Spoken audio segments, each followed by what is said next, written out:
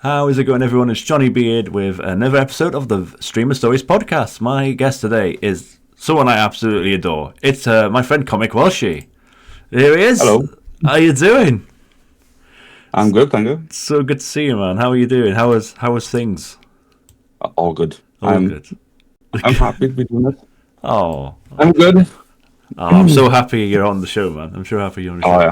We've had a lot of mutual friends come on the show, and it was inevitable I was going to ask you. So, Yeah, it was. I appreciate it. I really appreciate you coming on. I'm happy to be doing this. It's exciting. Oh, Let's go. Let's go. So, yeah. So, I mean, I know you. You know, we've met, and you're absolutely awesome dude. We've known each other for a couple of years now, haven't we? So, but for those who don't know who ComicWelshy is, do you want to introduce yourself? Yeah. I'm ComicWelshy. My name is Mark. I'm from South Wales, the Valleys, if you want to be a bit more closer. And yeah, I've been gaming most of my life, and I like a bit of horror, so I usually tend to go straight to the horror genres. But yeah, I'm happy to be here. Nice to meet you all. And you're ComicWelshy on Twitch, aren't you? Are you on any of the socials? You on? ComicWelshy85 on YouTube. I think I'm either one of those names on my socials. Awesome. If ComicWelshy, if someone pinched it, I put 85 on the end. Shows my age, but it's there. Yeah, but hey, nothing wrong with that. And yeah, of course, you know, as you know, as a fellow bearded person, absolutely salute your beard, my friend. And that cup, oh my god, that's an awesome cup. Oh, that was a gift off Lisa Parano. Oh, how lovely! Again, Lisa's been on this podcast, so shout out to Lisa Paranorma. Awesome person. Right, yes. Okay, so let's talk about games. Let's talk about memories and childhood then. So, do you know what are your first memories then of playing or seeing video games then as a child?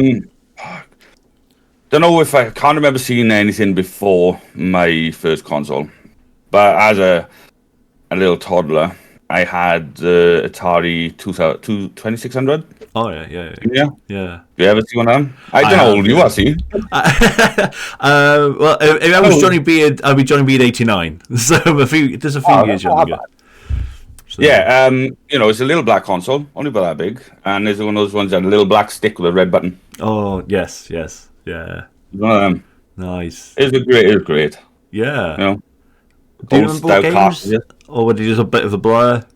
The main game, Smurfs. Yeah. Smurfs. That's the main game I always played on there. Black background, you know, wood lens for trees, and the green circle on top, and a little blue man. Yeah. very basic graphics. Yeah. Yeah. They weren't 4K. Frogger is another one. But yeah. Smurfs. Always went to Smurfs. Yeah. Sorry. Nice. No, I mean, so what I didn't know. I mean, I'm sure there has been lots of Smurfs games over the years, but what was the premise of Smurfs then on the Atari? I can't remember. All I can remember is going from a little hut on the left side, and you just running across, jumping things. I can't remember much all else. No. The little blue guy, white hat, white shorts. So we didn't even know what Smurf it was from the TV show. No, it was just a Smurf. It was just a Smurf. I don't think it went that far. I don't think even the female one was in there. There might have been. No, there might not have been. So yeah. So I mean, Frogger is a classic, though, isn't it? You know, as well. Yeah. I mean, yeah, I remember playing Frogger many times over the years as well, and in different variations. It always makes me laugh actually when they tried to make these like mid-80s games, should we call them, the ones that were kind of pre-Mario, and they try to kind of revamp them up into like more modern games, and it just doesn't quite hit the spot, does it? It doesn't. But they are still really good in their own way, as well. Do you play much in the arcades at all? Not really. I never. We used to when I was a kid. We used to have there's one store down the road. We used to have a little arcade. We used to play. It's either. There's a fighting game. What's that? One of the characters had like a red bomber jacket, red cap with a white trucker hat. Oh, I don't know. But that was always the one that was in the shop. There's like a sweet shop was, and then up in the arcades, there's always up in our community hall area. There's always at one point there's one of those space games. You know, the ship go up and down, shooting stuff. it was either that or Street Fighter. Yeah, yeah. I was going to say it was something like Space Invaders, maybe. Yeah, and Street Fighter's a classic as well. Yeah. Oh, good stuff, man. So that was very early memory. So what happened from there? Did you go to where would you go to? I think from there, it was an Atari ST. Okay. I went to that. Yeah, do you know what that one they are? I kind of know of it. Many people talking about them. It basically looks like a keyboard, and at the top where like you got the F1 to 12, it goes off about that much more, and it's got like vents, and you use floppy disks. Okay, yeah. You just you plug that into your monitor, no tower, nothing. It's just a keyboard, floppy disk, some crappy little boxy mouse. Yeah. And again, you use the stick with the red dot. Right, yeah. And there's all floppy disks. And you could have so many. You can get a game so easy. If a friend had a floppy disk, you can just get a blank one and transfer the game over, and you'll have the game yourself. Yeah. It's so good. So you'd end up having branded floppy disks with like scribbled names on it from games you've checked on them. Yeah. No, I used to have like a floppy disk, but I think I had an MS-DOS. I don't think I had anything like that, like an Atari. That's kind of crazy though. So it was all kind of built into the keyboard. I don't really remember. All built into the keyboard. And I think I actually looked into this yesterday. I had it. I think it was years after it came out. But when it first came out, it was like £700. Okay, yeah. So, yeah, it's great to us.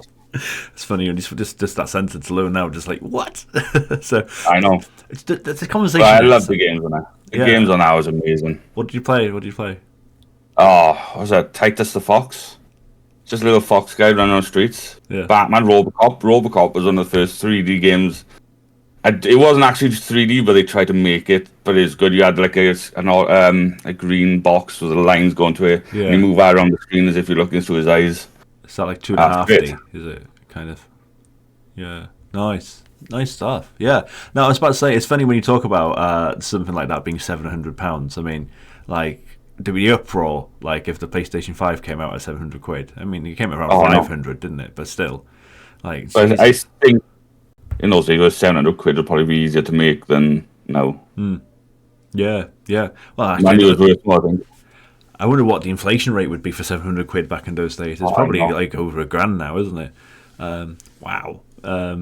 But technically, I suppose it's kind of got PC components in it. But still, no, you said it's a keyboard. So, it's just a keyboard. There's no excuse. It's probably got a bit more to it in the back end. Yeah. But yeah, that's all it was. Keyboard and a box of floppy disks. But yeah, I remember floppy disks. Yeah. I used to MS-DOS was that a big black floppy disk? Yeah. And I only ever used to use one of them in school. Yeah. That was funny because I remember we're talking about the proper flop. The floppy disks called floppy for a reason because they were genuinely floppy. Because then in the 90s they had like the more harder plastic ones, didn't they? Yeah. But we're talking about actual floppy. You can do that and they flop. Yeah. Good times. Yeah. Okay. So yeah. Maybe a game grey, I know. Yeah. Well. Yeah. No. So yeah. So anything else after that? So you had two Atari consoles. We had what was that one? It's a black one you put tapes in.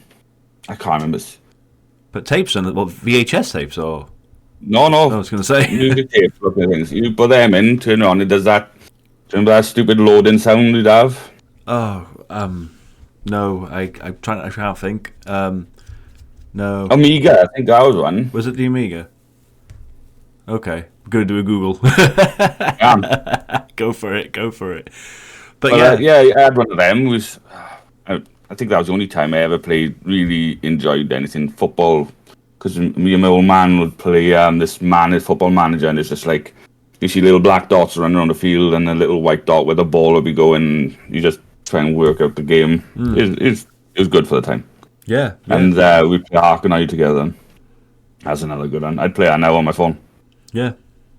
I was going to say, how many of these games do you still play, or not at all, or because we're talking about like we're talking about one of like probably the first and second generations of video game consoles, really, aren't we? So yeah.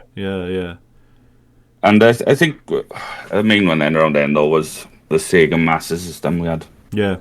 I never really had a Mega Drive. No, I was going to ask, did you end up going in Master System, or did you end up going Nintendo Entertainment System, or either or neither, or so? I never owned a Nintendo. No, a Super Nintendo or a Nintendo. Never did. No. I think the first thing Nintendo-wise I ever owned was a Nintendo 64. Yeah. Yeah, and we'd play Coolboarders and Goldeneye. Oh, nice. Yeah. Oh, did you play men? Because I mean, I've seen how good you are at FPS games, and obviously in particular. But I mean, how many hours did you sink into GoldenEye? Oh, I don't. That was many. Yeah. That was many hours. And we used to take into school when you come towards the end of a term and teachers wouldn't give you work. We used to take them in, and a group of us would just play them in school. What?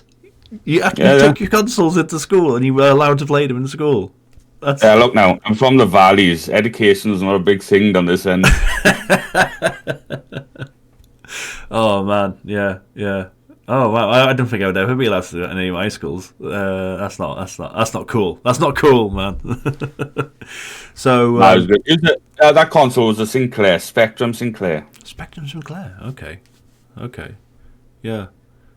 Wow, man, you had a lot of interesting consoles growing up then, in terms of I've done this podcast obviously now 50 plus times, and most people do tend to talk about having one or maybe two consoles that would tend to lead towards the Nintendo Entertainment System or the Master System. But I mean, you've mentioned three or good four really that before you came into that, and that's not because it's showing your age, and it's not that because I've had people probably similar age to you on the podcast as well.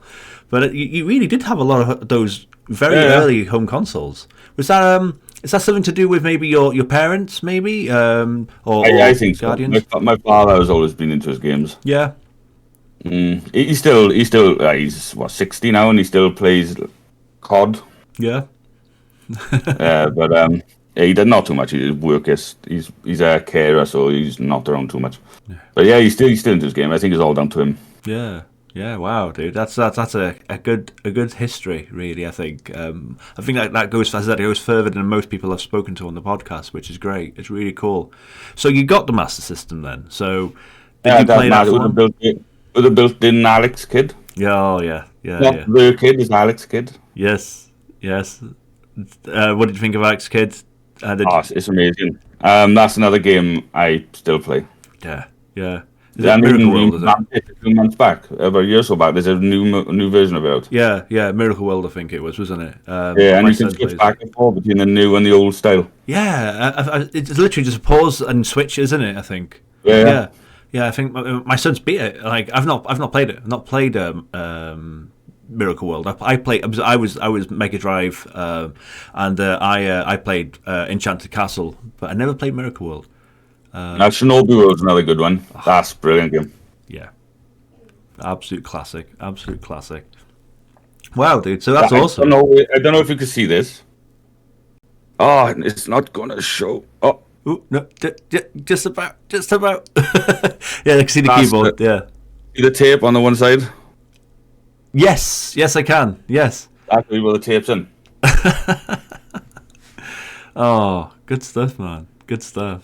Oh wow, okay, so yeah, you went Master System. So okay, let's talk about. So did you ever go into proper did we say proper PC gaming? Did you do into the 90s? I went into PC gaming. It wasn't too heavy. It was a basic PC, and we used to play some tank games, Space Tanks, and the odd little easily run game. But it was never a major thing in my house.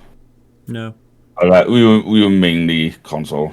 I think when I had a PC, we had a PS1 as well. And that was our main console that we'd play on. Yeah.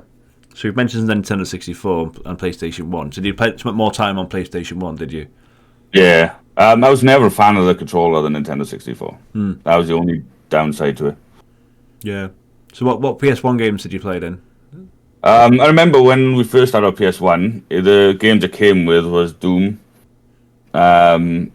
Crash 1, because Doom had the chunky PS1 case. Soul Blade. Oh, great game. And Tomb Raider 1. Those are the main games I had with it.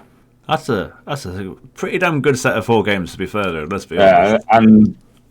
I think Soul Blade was such a good game. I'm not even into fighting games, but that game was so good.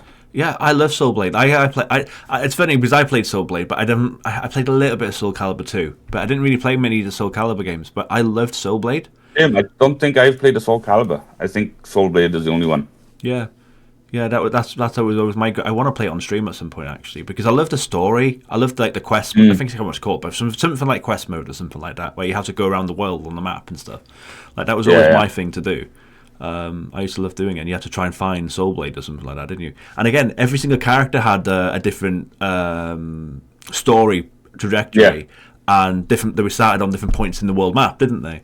So I thought it was so. I always think it was ahead of its time, really, especially for a fighting game. It was a brilliant game. Yeah, it was so good.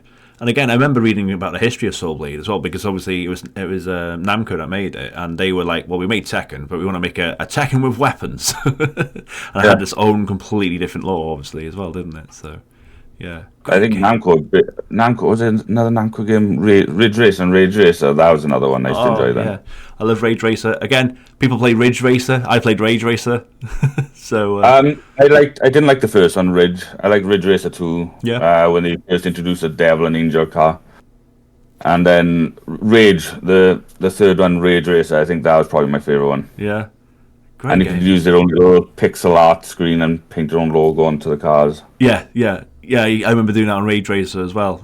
Again, it's like, oh my god, I can make my own logo. This is insane. And to be fair, you got quite a breadth of space that you could go into town with. So yeah, good times, man. Good times.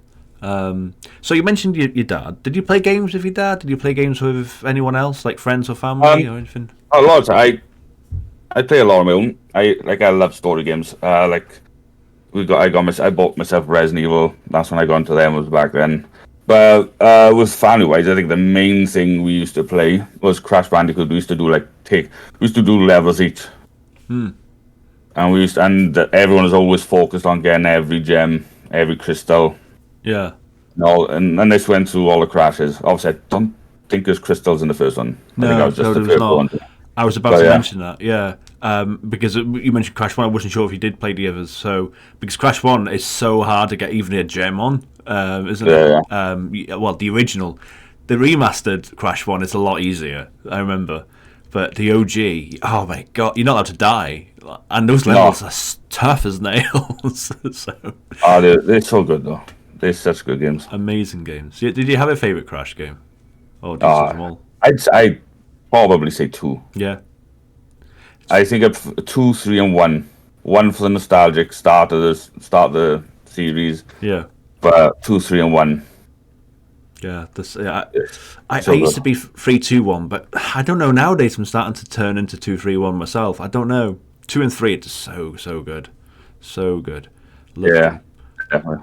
Oh, so Resident Evil. So how scared were you playing Resident Evil then, when you were younger? Yeah, I can't remember being that scared of it. I grew up with the horror genre. Like when I grew up living with my grandparents mainly from the age of like 6 until I think I got married. I used to stay at my parents for the weekend. But my grandmother used to go and rent me horror films. Okay. We'd go to our local town, go into a store, I'd go and pick whichever one I want, and she'd rent it for me.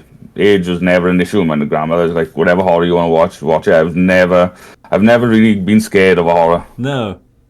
Like I probably had the original, like, when things burst through the window for the first time, like the dogs or something like that. I'd probably jump, but I never found anything too scary. No, and because obviously we've known each other for a couple of years. Obviously, I've seen your jump scares. So, it's instant stuff that kills me. I can't handle that stuff. Yeah, like for instance, I think I mentioned a Soul last night because I play in that Demonologist, and I played Phasmo. Phasmo I don't find that interesting. I don't find scary. It's Demonologist has got a bit more of an edge over it, but it's the sudden jump scares of something. Yeah. Other than that, I could walk around the houses and the games and stuff. It don't bother me. It's just the sudden jump scares and screams. Yeah. Well, there's a difference, isn't there, between something that is scary and a jump scare, isn't it? And I think that's something that a lot of people talk about now, is they're like the cheap jump scares almost, aren't they? So in the end, a jump scare can get anyone because it's unexpected, isn't it? Yeah, okay, no, that's interesting. Yeah. So okay, so any memories? What was the part? So did you just play Resident Evil 1, or did you play the others, or? I played. I never really. Number 3 was I never played much of. I can even only remember the beginning of it, walking through the first streets and meeting that guy with a yellow Bob. The yellow Brad. jacket. Yeah, meeting him. I can't really remember too much of that game. Even the remake, I think I've only played 10, 20 minutes of it. Yeah. I've not played much of that at all. But 1 and 2, I absolutely love them. But I've never done, for example, what you've done, the speed running. I got terrible memory. Like, I could play it a couple of times, remember, like, know where a key is.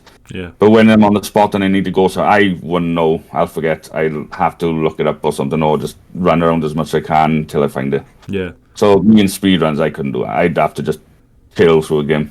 No, whatever you do then, Comic, whatever you do not do a door randomizer then. Oh my good God. They mess It's me up. interesting. I do enjoy watching it when they do that. That is really good. They mess me up. Like, what does I go in again? Because obviously each door leads to somewhere else, isn't it? Completely randomly in the whole game. So whatever you do, don't do that. Because you'd be like, I don't know where I am and what's going on. You know, it would be lost in the Resident Evil Matrix forever. Goodness. Yeah. Yeah, me and names, I'm terrible. I'm really bad. Yeah. Names and I'm really bad. Faces, yeah, I'm good. Like, Yeah. that's where I struggle. That's where I struggle with streaming. People come and say hello, and oh no, who are these? Yeah. How were you then in Cardiff then? Because I'm sure you knew some of us, obviously, don't you? But I mean, did you know? Yeah. There's a lot down in Cardiff. I don't know who the hell they were. Yeah, I was about to say. Yeah. You're like, oh my God, it's ComicWelshy. Hi, how you doing? Like, there's a lot of people I talk to a lot, and so I knew them straight away. Yeah. It was people that I didn't even know were in Nightbreed. No.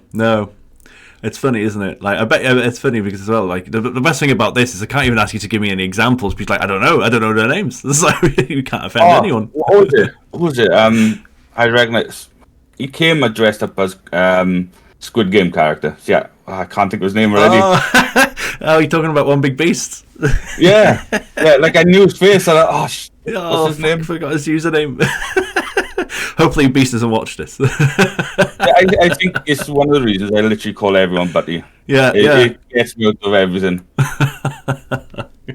Oh, good times. Okay, we'll talk about maybe a bit more about Cardiff and the Nightbreed later on. But so yeah, I mean, okay, so what games? So I mean, we're talking about games that came out like 20, 30 years ago. Then, so let's go quickly through the noughties then in the 2010s. What did you have console wise, PC gaming wise? What did you? I went from PS1 to PS2. The first game we ever had on the PS2 that came with it was SSX. Okay, yeah. I think it was tricky because and it also came with the snowboard. We had the snowboard. That was fun. Nice. But that other games. That's so many. We had Crashes on it. Yeah, Crash games weren't great on the PS2, were they? Oh, one of the best games on there, if you've never played it, is Transformers. Oh, and not the movie ones. Not the movie one. Right. It's another one. Really good game. I didn't know they made a non-movie one. Interesting. Yes, you could select between 3. Optimus, the yellow beetle. Oh, a Bumblebee, I think, wasn't it? Yeah, and some other guy, some other robot. I can't remember the name. But yeah, you just go around collecting these little mini robots that give you extra abilities and stuff. It's really good. Interesting. PS2 was a really interesting console though because there were some gems on it, of course, but I felt like there was a lot of like hidden games that I think over time have aged quite well, but at the time weren't seen as good. It's an interesting console. That obviously PS1 was just littered of gems, yeah. Okay, yeah. So did you continue PS3, PS4? Did you? No one ever went. I never had a PS3. I think we stuck with PS2 for so long. I don't think I didn't have no other console until we had a GameCube. We went for that. Yeah. And I purely bought that because of Resident Evil 0. Okay. And Snake Eater. Is it Snake Eater the remake of number 1? Metal Gear, I was talking, aren't we? I don't know. But that's the only reason I bought that. I had no interest in anything else on the GameCube except those 2 games. Did you play the Because I Resident Evil couldn't 1 get them remake? anywhere else. Did you? Yeah, it basically is. Have you ever played a Metal Gear? I only played the second one. They basically remade this first one to have the same mechanics as the second one. Oh. Like aiming down, first person down the handgun and all that stuff. Oh, okay. No, I didn't know that. I do need to try play them properly because they are obviously storyline-wise some of the best games ever made, aren't they? So it's been on my list for a long time. But yeah, did you play Resident Evil 1 remake then on the GameCube at all, or just? Yeah, that's one of my favorite remakes. Yeah. I think that was brilliant. Yeah. Like when the zombies first get up back off the floor and they go crazy. That was an experience. Crimson Heads. I didn't expect that. Oh, yeah.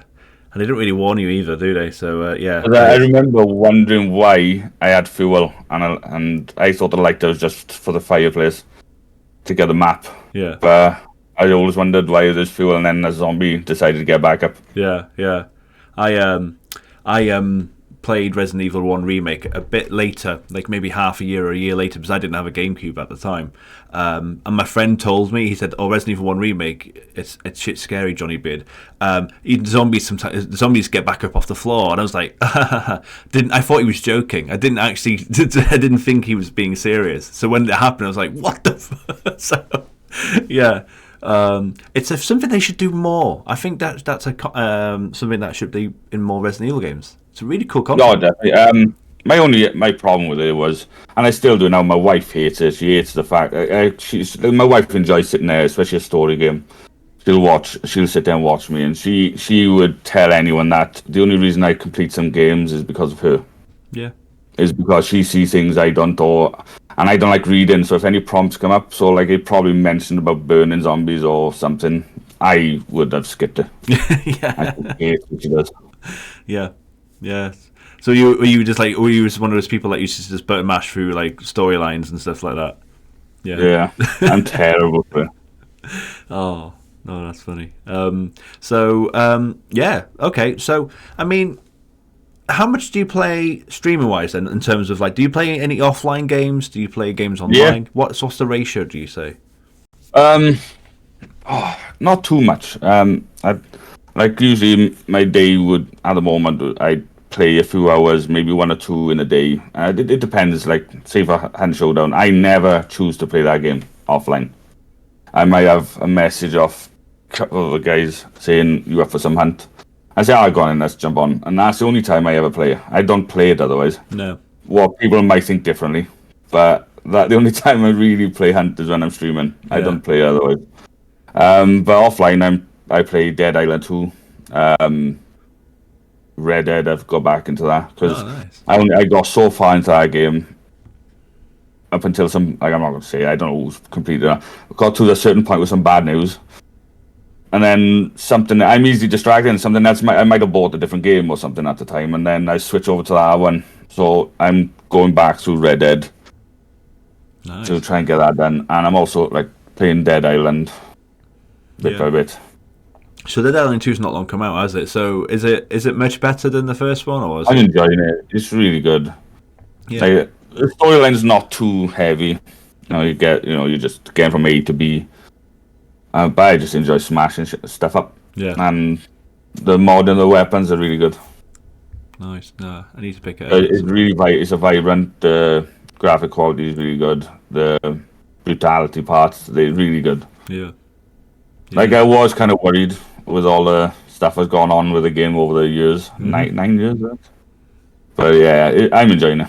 No, I'm glad it's become the success that people hoped it would be. Because, like you said, its development was just so chaotic, wasn't it? So, and most games don't survive that, do they? But no, it's nice to see that it has. It's nice to see that it has. So we mentioned like fighting games here and there. Do you play many fighting games, or is that not really genre? No, not really. It's not like I usually play them for some, like, for example, one Halloween during COVID, like, obviously my kids couldn't go trick-or-treating, so my mother-in-law made a load of Mortal Kombat outfits. So my oldest was Scorpion, my middle boy was Sub-Zero, my youngest was Smoke. Nice. And then we did a little tournament. I printed out some certificates with all my kids' names on it, so whoever won, they got a certificate and it's framed. And yeah, and we just had a Mortal Kombat night of tournaments. That's so cool. That's when I normally play fighting games. Nice. Oh my god, that's so awesome. I mean, do you play games with the kids much? Is that something? Yeah. Yeah. I've played Fortnite with my middle boy. He's addicted. He's really good as well, to be fair. My oldest boy, I've played Hunt and Forest with him. My youngest boy is mainly Minecraft and stuff like that because he loves that stuff. Yeah. Nice. No, it's good to keep. We also play board games. We do that usually as well. Yeah. That's on occasion. Oh, that's so cool. No, it's good to see that. Yeah, my son plays a lot of Fortnite now at the moment as well. He's only just started to get into it though. But yeah, he really enjoys that. He's starting to get into Sonic actually recently, which is like a big proud moment for me. Like, so I never tell him what to play. You know, my youngest is a Sonic fan. My middle boy's a Mario fan. Yeah. No, good stuff. So what are you playing right now then? So what are you playing offline? You mentioned Red Dead. Is this the first Red Dead, by the way, or the second one? Second one, yeah. Yeah, so I'm playing that a bit, and Dead Island 2. Those are the main two I'm focused on. Yeah. I sometimes go. I jump on. I'm making my way slowly through Horizon Zero Dawn, the second one. Yeah. And what's the other game? Half-Life Alyx on VR. I'm going through that slowly. Okay. All right. Yeah. That's a terrifying game. Yeah. I was going to say. So far, that's probably the one game it creeps me out. Yeah. It's supposed to be really good, isn't it? I've heard. Actually. It's so good.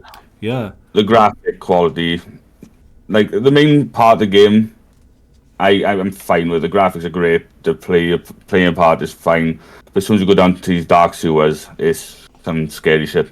Goodness. It's really bad. All you got is a little torch on a gun, and all you see is like a circle in front of you of light. And you got these. You've played Half-Life, haven't you? I've played a bit of the second one, very little. So you know what the head crabs are. Yeah, obviously. Yeah. Well, in those, I think. Yeah. Yeah. On this one, they brought a new one in, and it's black, and it's more. I'd say it's more spider based. You know, it's got more of a longer legs, creepier looking. Oh god. And you can't see him. The only time you really see him is when he jumps into you, and with VR, and it's in your face. It's scary. Yeah. It's horrible. Oh god. Yeah. I was going to say that. So yeah, you play VR. I mean, have you played Resi 7 on VR? No, that's PlayStation exclusive. Of course it is. Yes, it is. Because apparently that's really scary on the. Yeah, that's really good. All right, so you play with VR games then? I didn't know you had VR. So. I used to have one. Which I plugged in one day and it just stopped. So I thought, it's broke, so we got rid of it. And then over time, I tried other stuff, and I've worked out that the USB ports on my tower was broke. Oh. And that's why the VR wasn't working. So I borrowed one a few weeks ago off a friend, and it's still here. So that's what I've been playing. Right, good stuff. But I got a load of games from when I had one, so I've been going through them. So, is there then a game that you would class as like the worst game you've ever played, or is that not something that's easy to kind of distinguish, should we say? I think the worst game, it kind of goes intertwined with outside gaming and inside is FIFA. I can't stand football. Yeah, FIFA. And when I go with my brothers or something and they're all playing FIFA, and I think it's the most, I don't know, that and golf. Yeah. Yeah. Nah. You're not a sports fan then in general, are you? Or are you into sports? I enjoy rugby. Yeah. I can watch boxing, I can watch UFC or any MMA. Yeah. I didn't watch NFL. I enjoy that. Yeah. But golf and football. Yeah. Fair enough. Yeah, so you're just walking through. Nope, I just walk straight out. Yeah. Yeah. Fair enough. Cricket is on to a certain point, but if you go for one of those quick tournaments, a day thing, it's right for a day out. But golf and football can go do one. Yeah. I don't like them. That's cool. So, I mean, you've mentioned a lot of games like FPS style games or horror games, and so there's this bit of a theme. So, do you play any games for getting like achievements and trophies? Do you do any like trophy hunting at all? No, I think there's only 2 games I've ever had every achievement or trophy in my entire life. Okay. One was CSI on the Xbox 360 Okay. because you can't help but get all the achievements. You play the game and you'll end up getting them all. And Horizon Zero Dawn, the first one. That's the only game I've ever platinumed. Oh, right. It's such a good game. Yeah. Because I was going to ask that, so we said it's one of my other questions coming up is do you have like a favourite game of all time? Is there like that one game that you go, best game I've ever played? Or is that not something that is easy to... It's probably up there. Like, I wouldn't even say Hunt is my favourite. I know that's what people associate me with lately. But that's just my fun game, lads. But I would prefer a good story game. Yeah. A good story game. Like, but Horizon, considering what they made before Horizon, that game is just up there for me. It's amazing. Nice. So if you were stuck on then a remote island, and on that island you can only bring 3 games with you, you can play online as well, and you can get DLC and stuff like that. But you can only play those 3 games on that island for the rest of your life. What would those games be?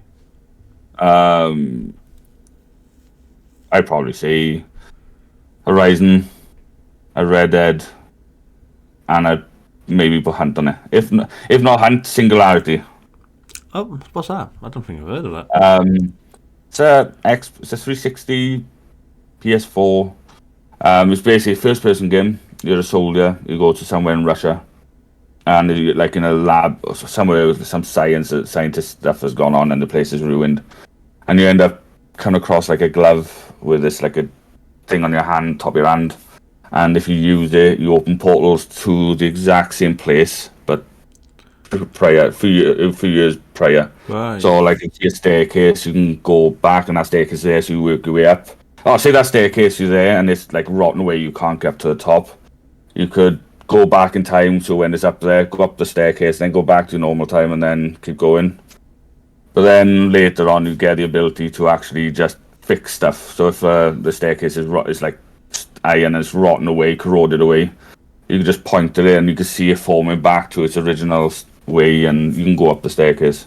Right. It's all about time travel, and it's really good.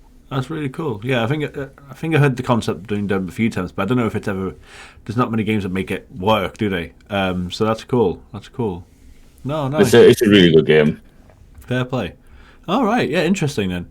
And I mean, let's talk about Hunt. Like you said, by the way, it's on Steam if you haven't looked at it. It's a cheap game on Steam, Singularity. All right, I'll look at it. Yeah. No, it sounds interesting. That, yeah. Well, if it's cheap as well nowadays as well, that's really good. So we've mentioned Hunt then a couple of times. I mean, it is a game you're very well known for, isn't it? Everyone talks about how insanely good you are at it as well. So I mean, yeah. How did that come? So you didn't find Hunt. You didn't. How did that come into you? When was it? I think it was when I first started PC. I just stumbled across it on. I like the look of it. Like it's a zombie game, it's horror. Like so it seemed like right up my alley. So I bought it. I think I played 2 rounds of it. I just couldn't understand the concept of the game. I didn't know what the hell I was doing. I picked up a bounty where you get 5 seconds to scan. Like a normal player would like use 1 second time. I used the 5 seconds straight away instead of sparing them out. I died all the time. I didn't know what I was looking for. I think I played 2 rounds and I turned the game off and I deleted it. And I think that was back in 2019.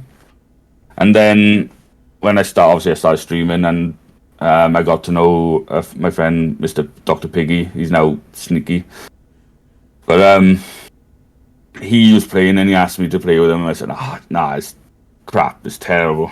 And he said, let's just jump on with me. Who do you play with? I said, I played on my own. He said, just play with me, you'll get. And I just never put it down since. I've played it ever since. Wow. Yeah.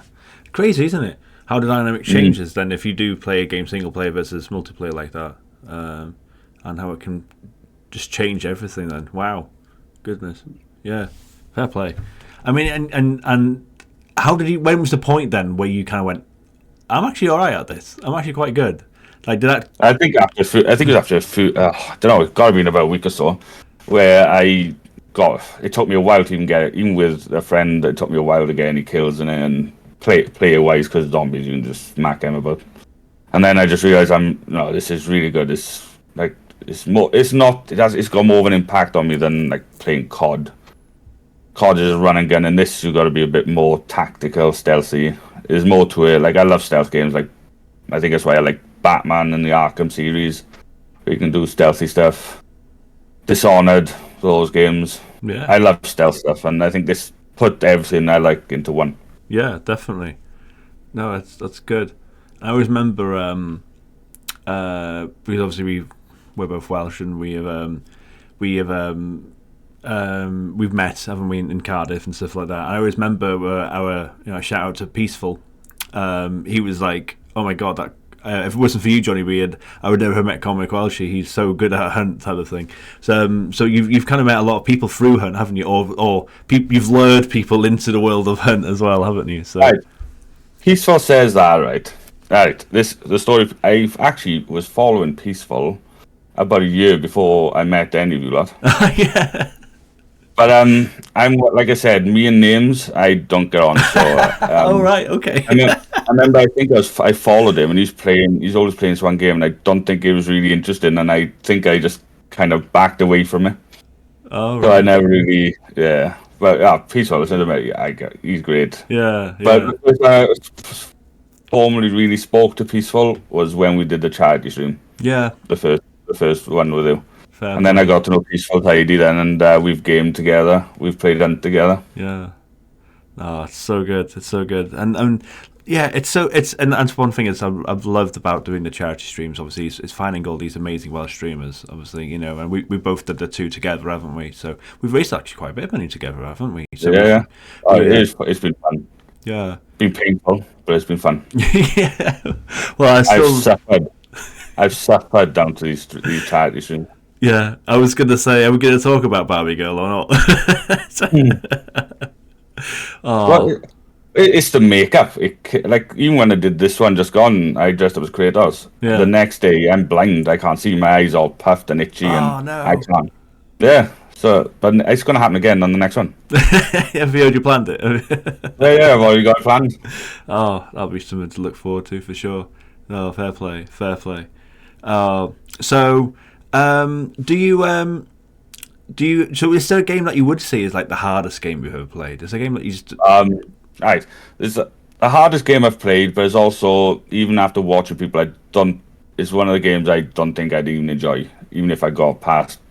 Was Dark Souls. I had that on the 360. Yeah. I think I've got 10. Right, I've done about 10 minutes worse of the game, but I played it for about an hour or two. Yeah. But I was just constantly dying to the first big guy that you meet in the game, and it destroyed any single part of me that had any idea of enjoying the game. And then, obviously, like, you got Soul that plays it, you got Magic. Magic was the one I actually seen do it, where Soul was guiding her, and he said that when you first meet that big guy, just run past and go through a door. You don't fight him till later, and that even made it worse for me, the fact that I fought him so many times to die. Yeah. Where I didn't have to even fight him, and that just destroyed any plan on me ever playing the Dark Souls. Fuck this game, basically. Yeah. Like, I've watched people play it. I'm not a fan, but no, it's still got its fan base. Yeah. People love it. So big up to that game. You will never see me play it. Yeah, I'm kind of the same, really. I'm not a big fan of Dark Souls. It's kind of. I think it's purely down to, like, Dark Souls has always been well known for being one of the hardest games, so people like it for this difficulty and the challenge. But I'm more of a story based, and like I'll admit that I'm more than happy to turn a game down to easy mode, a story game, just to enjoy the story, just to enjoy the game for what it is. Yeah, nothing's wrong with that, is there? So when you chuck me in front of a game that's made to be difficult, you're probably already not my type of thing. But everyone is playing it, so I give it a go at the time. Yeah. So I've started a new thing with season 5 comic of the Streamer Stories podcast, where I'm going to get a previous guest to ask a future guest a question. So you're the first person I'm going to ask this to, actually. So I've got a question for you, which has been given to me from a previous streamer. So the question is, what do you think was the main thing that got you into video games? What was the thing, should we say? I think it's like, obviously I did very influenced by my parents. But I was always into probably typical kid cartoons, superheroes as a kid, and the fact you could play as, like, I was a fan of Smurfs as a kid, the cartoon, and the fact you could play stuff like that and you could control those things, I think that was the main thing that got me into these, and then it just flourished from there. Yeah, for sure. No, that's makes sense, doesn't it? Yeah. So yeah, thanks for answering that. So I'll be obviously asking you to ask someone else a question at the end of the stream. So it's at the end. Once we finish the podcast. So again, some of the games that you've played there as well. So are you? Is there like? Do you do much in terms of like mods and video games, or is that not something that really? Mods. The only thing mods have never been a major thing. But the only there's two things I think I've ever modded. One was Beat Saber. Now, so I can get extra tracks, and the Forest. All right, yeah. I played number one so many times on the PS4 and the PC, and I've completed it with people and solo. Okay. And it just came to the point that I've done what I can do. Let's just mess about, and I just found a mod that you can literally just spawn in a load of monsters whenever you want to do, just a hack up, or you can. Like, if you cut a load of trees down, you just press a button and they're all back there so you can keep going. Yeah. But yeah, it's something just to make the game a bit more interesting. Was Sons of the Forest any good? Because I've noticed it didn't quite have the same impact as the Forest. Oh, Sons of the Forest. Yeah. Right, the Sons of the Forest. Like, the problem was, I think, like the main key, like the first one, the only part of the game you actually really seen a story was at the beginning. And at the end, there was no in between, unless you you can pick up pictures and notes you find throughout and see some lore of what's going on the island. But that was it. The story was kind of lackluster, but everyone enjoys the building, so a lot of people mainly play it for the building. With number 2, they built up the whole idea of it's going to be more story based. There's more weapons. There's more to it. I completed the game in 2 days. There was the story at the beginning. There's the story part at the end, and they added a minute feature in the middle. Oh, that was it. Wow.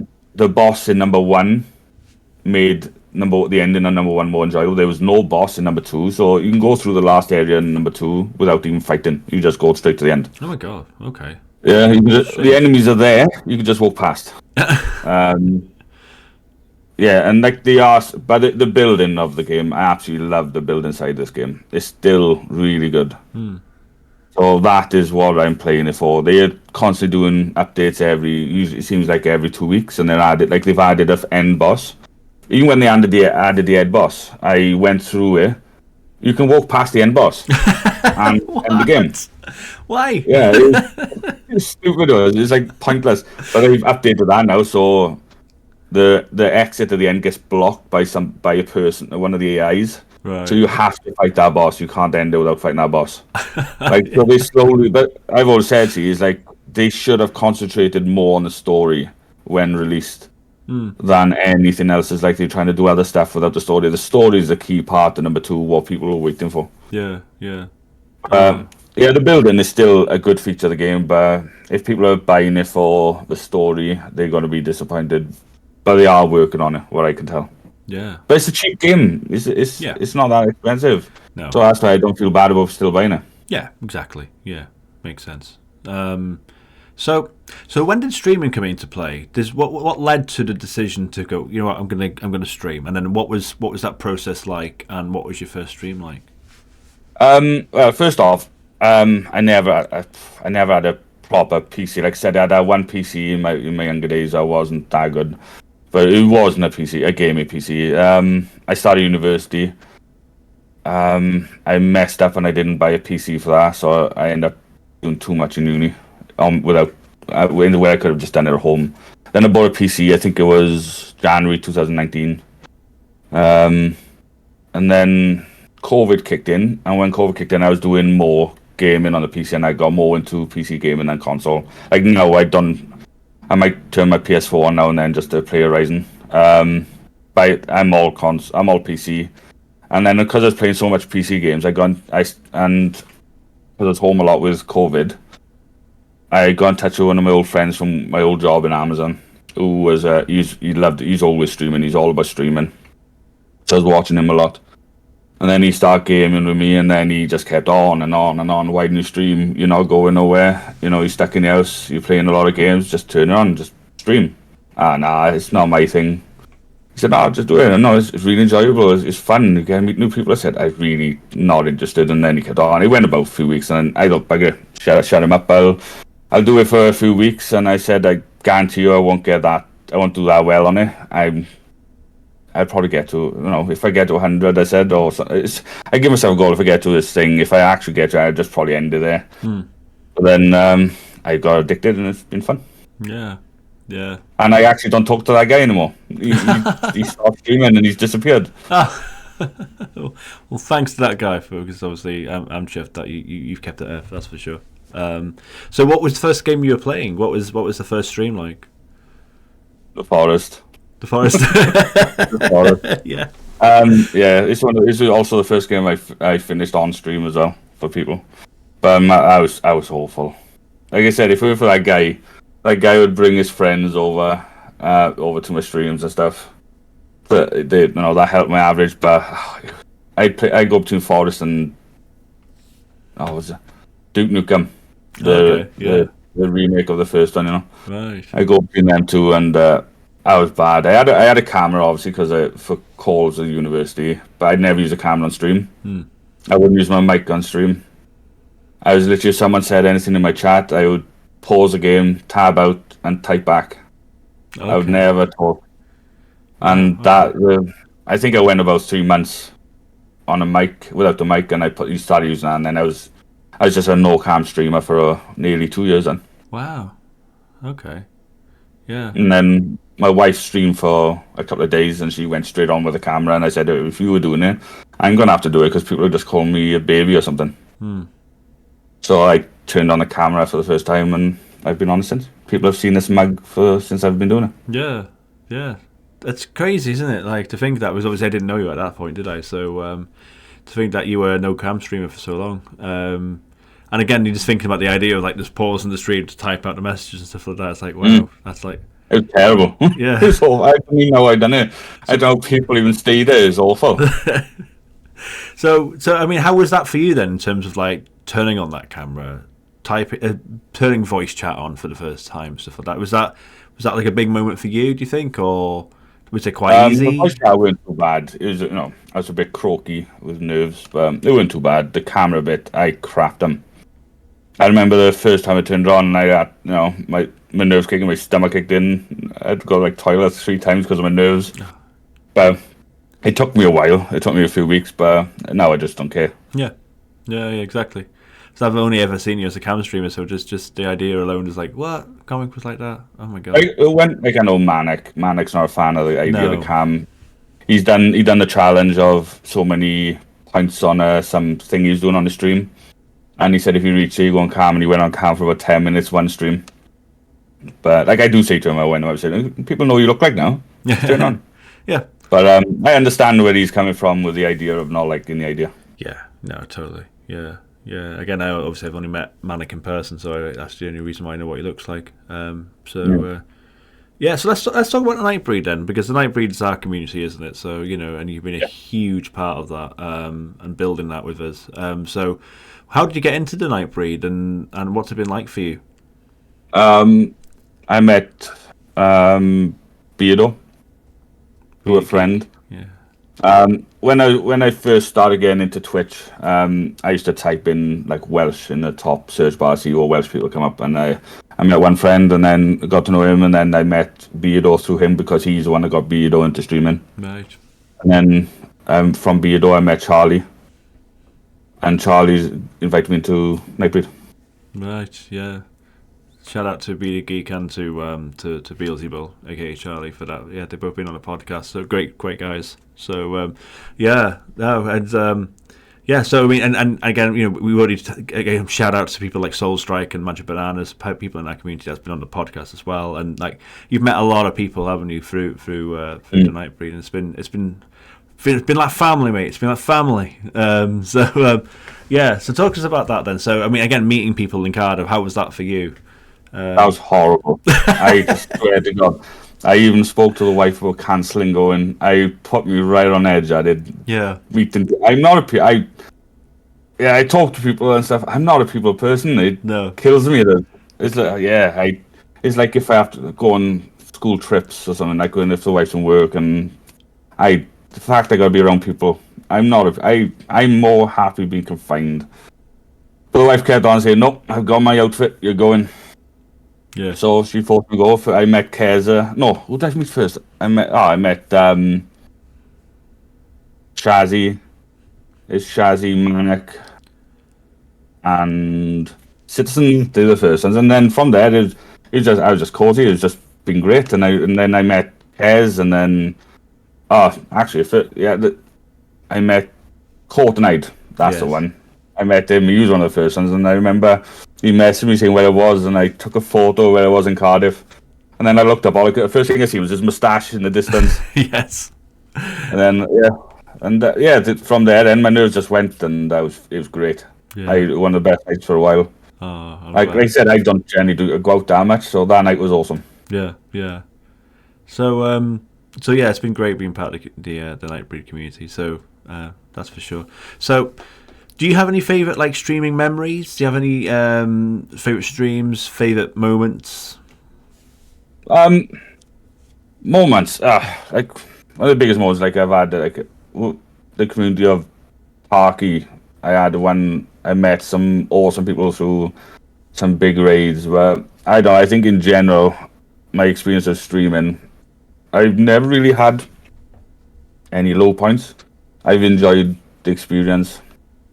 I know a lot of people people can take things to heart, and it can affect them, mentally. But I always tell people streaming to me is my therapy.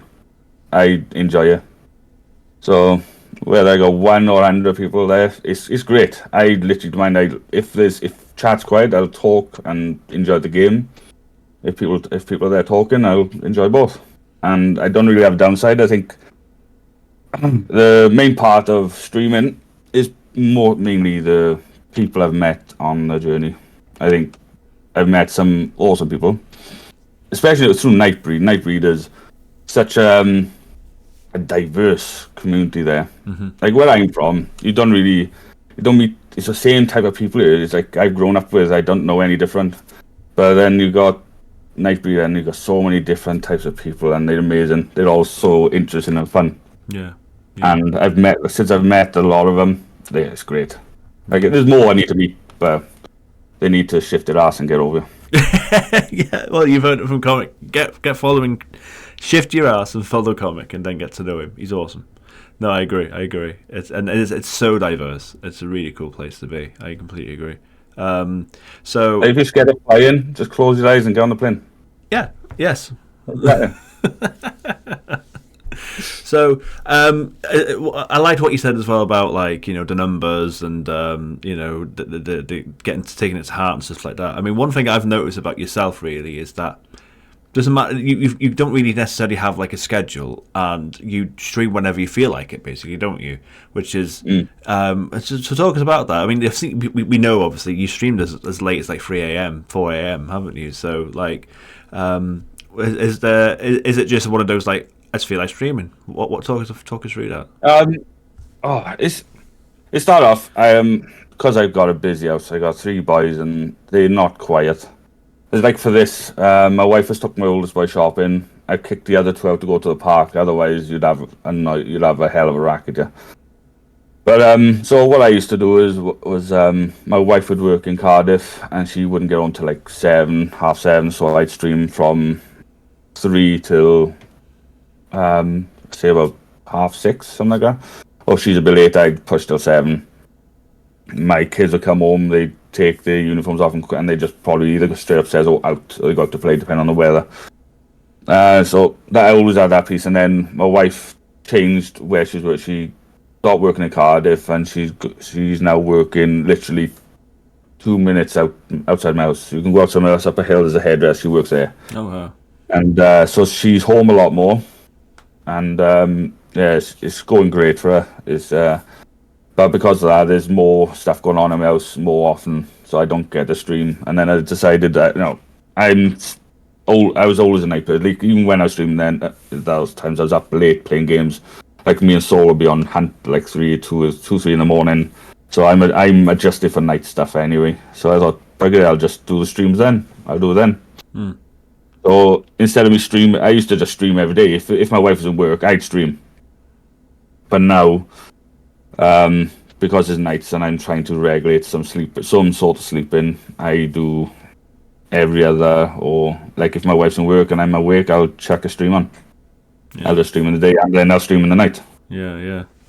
Is there a big difference then between streaming at night and in the day, like in terms of like the people that come in?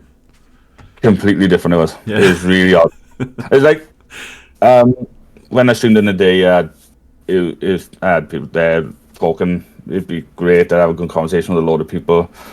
But then obviously I went to night and it's like starting again. It was literally starting from the bottom. Like we got some friends from the US, like Matani. You got Magic from Canada. So US and Canada people would pop in. But then you got to make new. I've met a lot of new people since I've been on nights now. Yeah, it's been great. So yeah, like there's one guy. His name's Easy. He was always in my streams, and now he pops in. He says, "I'll pop in before I go to bed," and that's it. That's what I get. I've had messages up him. Why are you doing this? Why are you streaming so late? Oh, funny. Yeah. So now he pops in. He's there for about 10 minutes. He's got to go to bed. I knew it happened. Yeah. Like I say, it was not something like that's the only time I've ever really felt down about something is the fact I'm doing that. But I don't get a stream in the day that much, so it's something I either cut it down, right down, or stream in the night. So I decided to take that jump. Yeah. Again, another shout out to Metallic. Yeah. All right. Final question, then, my friend. Which is there any advice you would give to anyone that is thinking about picking up streaming? Is what? I just think from the beginning, always remember why you're doing it. I think it depends. It doesn't matter what. Like you could be a gamer, you could be a musician. There's even chefs out there doing streams on cooking. Yeah. Remember what you're doing it for. If you're going in there and you get too taken in by numbers, or if you worry about subs or followers, I think you're going to piss yourself off. I think you're going to drown. You're going to really put yourself on a downer. Just enjoy what you're doing. If someone pops in, say hello, have a chat. If not, enjoy what you're doing. That's what you're streaming for. Yeah. Simple but very, very effective advice. I agree. I completely agree. Comic, that was awesome. One more time, can you tell us where you can find you on your socials? It's ComicWelshy on Twitch. YouTube is ComicWelshy space 85. Those are the main two things. I done Twitter. It's ComicWelshy. I don't really use Instagram. I put some random crap on TikTok, but that's ComicWelshy as well. Yeah, good stuff. But yeah, I know this is coming out, and this is May, but it's coming out I think July or maybe August. But you're working on a project with Hunt, aren't you? I saw it on socials. Oh yeah. Basically, I've been thinking about something I wanted to do for a while, and I didn't know what. And then most people know I'm a horror fan, and I seen this channel 13, I think it's called, and they're doing a good thing of featuring different streamers playing Bayou. They're playing different, certain horror games or different ones, and it shows people their way of playing it or what happens to them. I thought I might do the same with Hunt, see how that goes. And I've got in touch with. I think I've got 19 different streamers involved so far, including the partner, which is Peaceful.